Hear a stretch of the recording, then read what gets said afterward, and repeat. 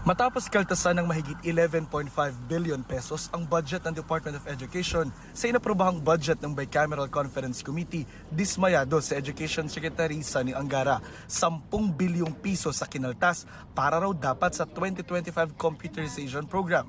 Sabi ni Pangulong Bongbong Marcos, gagawan ng paraan para maibalik ang halagang ito. I think it is contrary to all our policy directions.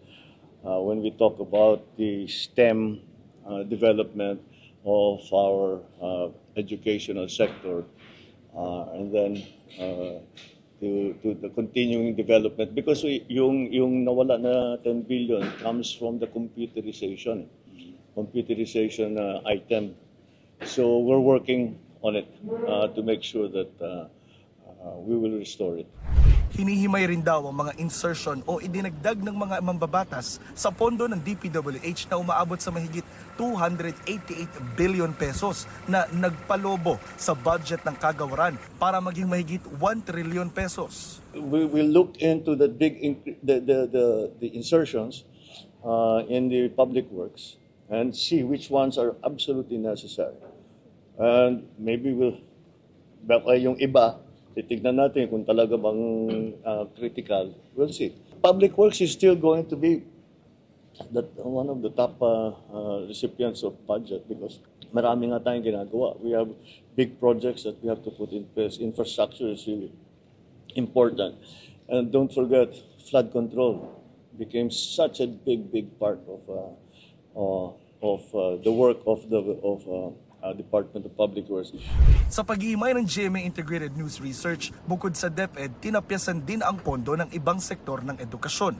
Sa CHEDO Commission on Higher Education halimbawa, halos kalahati ang tinapyas. Mula 60 billion pesos, ginawa itong 33 billion na lang. Ang UP o University of the Philippines System, binawasan ng 641 million pesos. Pati ang TESDA o Technical Education and Skills Development Authority, nawalan din ng 1.1 billion pesos. Sa ilalim ng 1987 Constitution, sektor ng edukasyon dapat ang may pinakamataas na prioridad sa budget.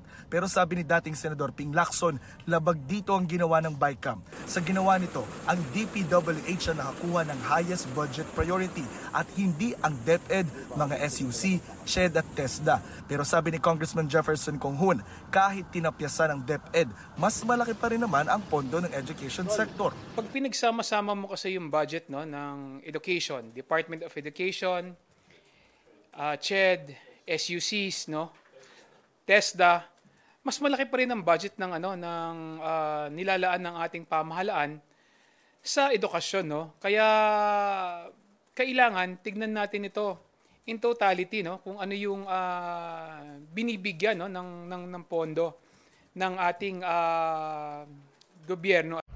Pero sa computation ng GMA Integrated News Research, kahit pagsamahin pa ang pondo ng lahat ng nasa sektor ng edukasyon, kabilang na ang other educational institutions, mas mababa pa rin ito sa budget ng DPWH.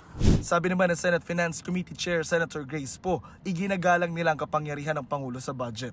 Prioridad pa rin naman anya ang sektor ng edukasyon. Tinaasan pa nga raw nila ang budget para sa mga estudyante at guro.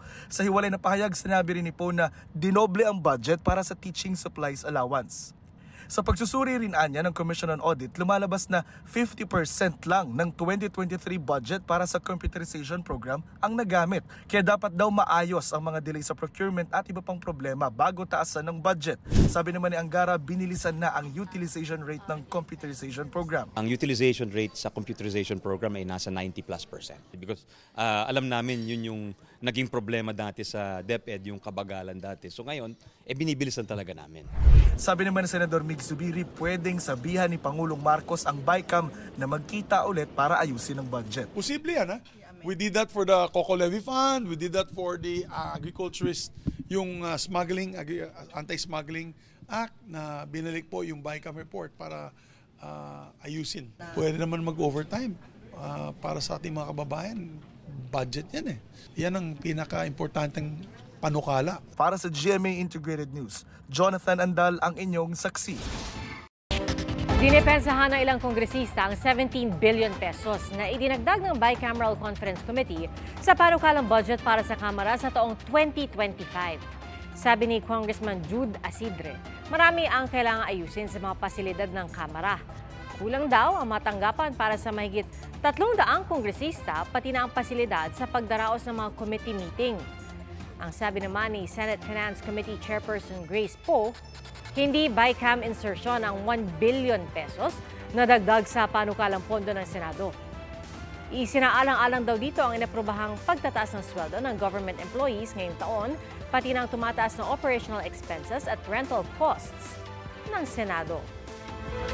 Wala raw problema kay Pangulong Bongbong Marcos ang pagtatanggal ng 75 billion pesos na subsidy sa PhilHealth sa BICAM version ng 2025 national budget.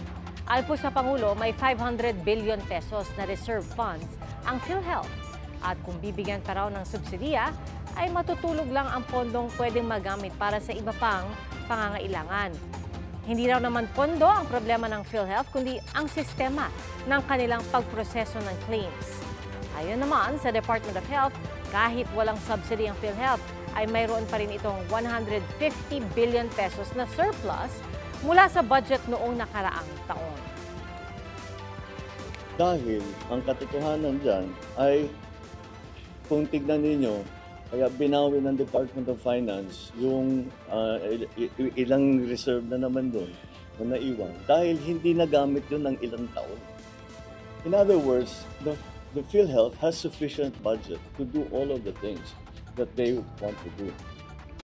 Mga kapuso, maging una sa saksi. Mag-subscribe sa GMA Integrated News sa YouTube para sa iba't ibang balita.